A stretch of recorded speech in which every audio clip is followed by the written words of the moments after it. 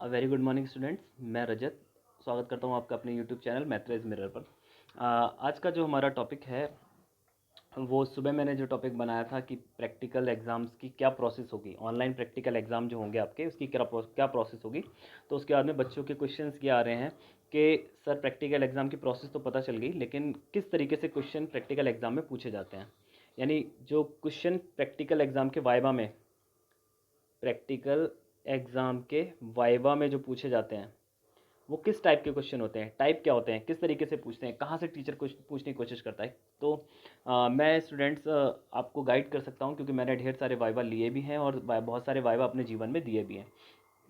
तो हम लोग एग्ज़ाम के प्रैक्टिकल के सब्जेक्ट के हिसाब से देख करके ये पहचान लेते हैं कि कहाँ किस जगह से वो क्वेश्चन पेपर को या वाइवा में पूछने वाला जो एग्जामिनर है वो कहाँ से आपसे क्वेश्चन पूछेगा।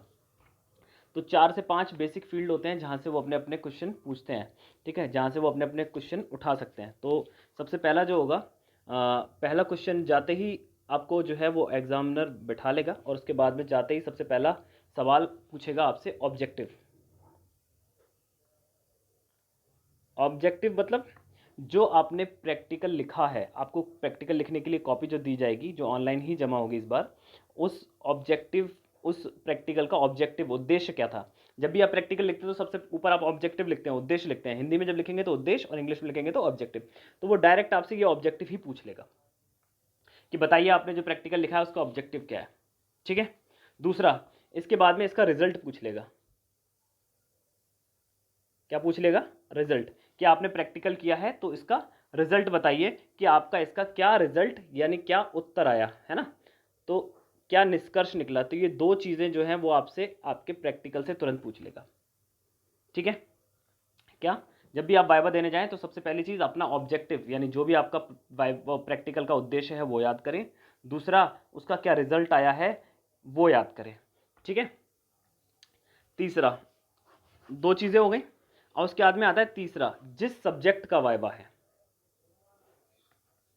जिस सब्जेक्ट का वाइवा है, मान लो सोम का वाइवा है या टोम का वाइवा है या मान लो एचटीओ का वाइवा है या एमटीओ का वाइवा है, ठीक है, या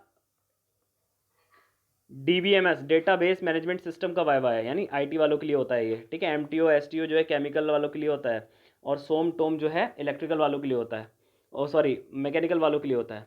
इसके अलावा मान लो आपका हाइड्रोलिक्स का वाइवा है, ठीक है, या मान लो आपका मटेरियल साइंस सिविल इंजीनियरिंग का जो सब्जेक्ट है इसका वाइवा है। तो जिस भी सब्जेक्ट का वाइवा आपका ले रहा होगा वो, तो पहला काम करेगा कि आपने जो प्रैक्टिकल लिखा है उस प्रैक्टिकल के उद्देश्य को पूछ लेगा कि what is the objective of your practical है। उसके बाद में पूछ लेगा व्हाट इज़ द रिजल्ट, आपने क्या रिजल्ट निकाला। वो दो चीज़ें पूछने के बाद में तीसरा डायरेक्ट पूछेगा आपके सब्जेक्ट से।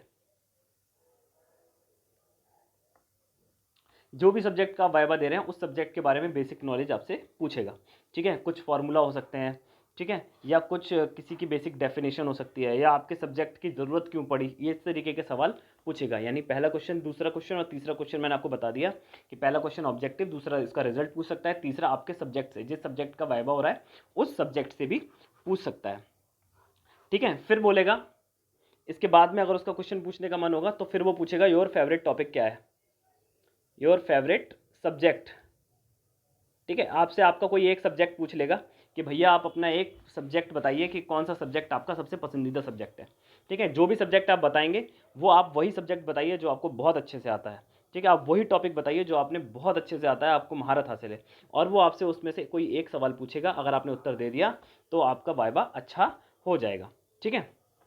तो पहला टॉपिक क्या हो गया, पहला ऑब्जेक्टिव यानी जो आपका आपका जो प्रैक्टिकल कर रहे हैं उसका ऑब्जेक्टिव।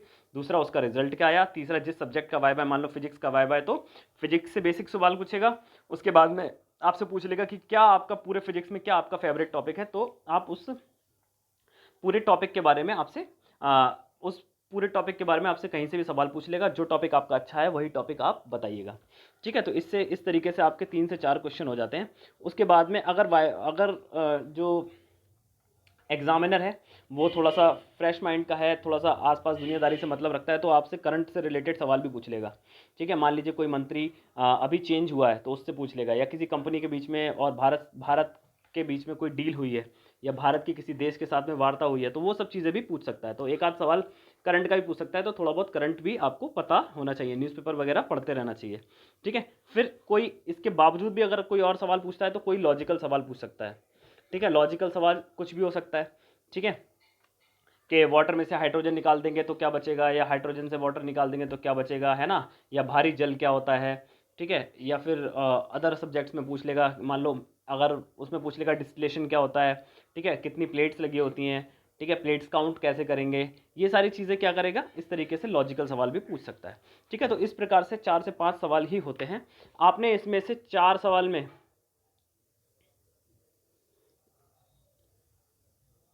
3 से 4 सवाल अगर आपने अच्छे से इनका उत्तर दे दिया, ठीक है, तो आपका वाइवा अच्छा माना जाता है, आपको अच्छे नंबर मिलेंगे। ठीक है, तो आपको बिल्कुल भी कंफ्यूज नहीं होना है, ये दुनिया भर का नहीं पढ़ना है कि ये लाओ ये भी पढ़ लें, ये भी पढ़ लें, ये भी पढ़ लें, ऐसा नहीं होता है। ठीक है, कोई भी एग्जामिनर ऐसा नहीं होगा कि आपको जो है आईएएस का इंटरव्यू नहीं देने जा रहे हैं। ठीक है, आप अपने वाइवा देने जा रहे हैं, अपने सब्जेक्ट का वाइवा देने जा रहे हैं, तो आपको पता होना चाहिए कि हमको बेसिकली क्या पढ़ना चाहिए, क्योंकि एग्जामिनर भी वहीं से सवाल पूछेगा। ठीक है, मैंने देखा है कि कुछ बच्चे होते हैं पूरी इतनी मोटी मोटी किताब लेके वाइवा पढ़ने बैठ जाते हैं, ऐसे नहीं होता बेटा।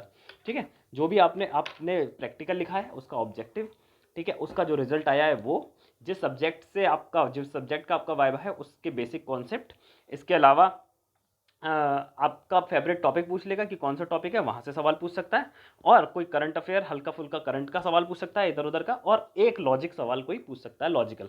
ठीक है, लॉजिकल सवाल आप आंसर आपको आता होगा तो बहुत अच्छी बात है, नहीं तो जनरली जो है बच्चे शांत ही हो जाते हैं।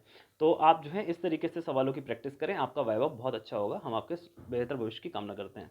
मिलते हैं नेक्स्ट लेक्चर में, तब तक के लिए हमारे चैनल को सब्सक्राइब कर लीजिए। मैं पॉलीटेक्निक से और स्टडी से रिलेटेड बहुत सारा मटेरियल लाता रहूँगा, आगे भी लाता रहूँगा। मेरा मटेरियल आपको कैसा लग रहा है आप कमेंट में लिख करके ज़रूर बताएं। मिलते हैं नेक्स्ट किसी लेक्चर में, तब तक अपने घर पर रहिए, सुरक्षित रहिए। देश की कोरोना के खिलाफ इस जंग में महत्वपूर्ण योगदान दीजिए। तीसरी लहर आने वाली है, सारे लोग वैक्सीनेशन और वैक्सीन लगवा लीजिए और अपनी पढ़ाई जारी रखिए। आपके एग्जाम बिल्कुल आपके सर पर है। मिलते हैं नेक्स्ट लेक्चर में, तब तक के लिए धन्यवाद।